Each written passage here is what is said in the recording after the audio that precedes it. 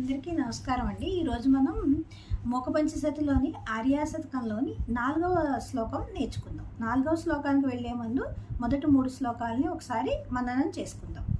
కారణపరచిద్రూపా కాంచీపురసీమ్ని కామపీఠగత కాచన విహరతి కరుణా కాశ్మీరస్థవక కోమలాంగలత కంచన కాంచీతిలకం కరధృత కోదండ బాణశృణిపాసం కఠినస్తన భరనమ్రం కైవల్యానంద కందమవలంబే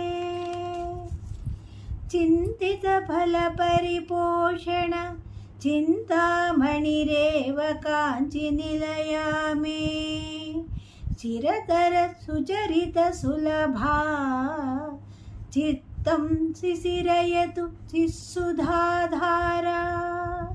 ఇవి మొదటి 3 శ్లోకాలు. ఇప్పుడు 4వ శ్లోకం చదువుకుని దాని భావం కూడా తెలుసుకుందాం. కుటిలకచం కఠిన కుచం కుందస్మిత కాంతి కుంకుమఛాయం కురుతే విహృతిం కాంచ్యాం కులపర్వత సార్వభౌమ సర్వస్వం. కుటిలకచం కఠిన కుచం కుందస్మిత కాంతి కుంకుమఛాయం కురుతే విహృతిం కాంత్యాం కులపర్వత సార్వభౌమ సర్వస్వం. అంటే ఇక్కడ దీని అర్థం ఏమిటంటే వంకరలు తిరిగిన తలకట్టు. వంకరలు అంటే గిరజాల జుట్టు అనమాట. అందమైన గిరజాలతో తిరిగిన జుట్టు, కఠినమైన పాలిండ్లు, మొల్ల పువ్వు వంటి తెల్లనైన చిరునవ్వు కాంతి. ఆవిడ నవ్వు ఎంత మల్లె పువ్వు అంత స్వచ్ఛంగా తెల్లగా అంత అద్భుతమైన చిరునవ్వుతో కుంకుమ వంటి ఎర్రనైన దేహఛాయను కలిగి ఉంది.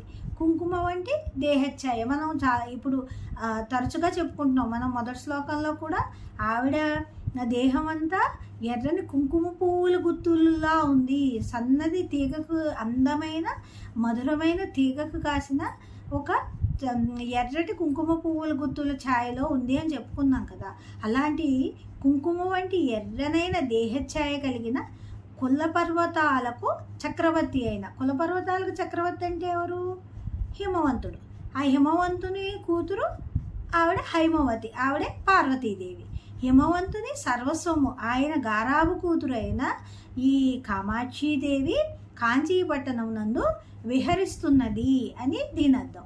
అంటే చాలా అందమైన స్వరూపంతో, చక్కటి గిరిజాల జుట్టుతో, అందమైన ఒక తెల్లటి చిరునవ్వుతో, బలమైన దేహంతో, ఎర్రటి కుంకుమఛాయ కలిగిన శరీర ఛాయతో ఆ పర్వతరాజు పుత్రి అయిన పార్వతీమాత అంటే కంచి కామాక్షీదేవి కాంచీపట్నం నందు విహరిస్తున్నది అని దీని అర్థం.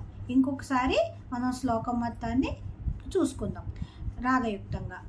కుటిలకచం కఠిన కుచం కుందస్మిత కాంతి కుంకుమఛాయం కురుతే విహృతిం కాంచ్యాం కులపర్వత సార్వభౌమ సర్వస్వం. కుటిలకచం కఠిన కుచం కుందస్మిత కాంతి కుంకుమఛాయం కురుతే విహృతిం కాంచ్యాం కులపర్వత సార్వభౌమ సర్వస్వం. కులపర్వత సార్వభౌమ సర్వస్వం.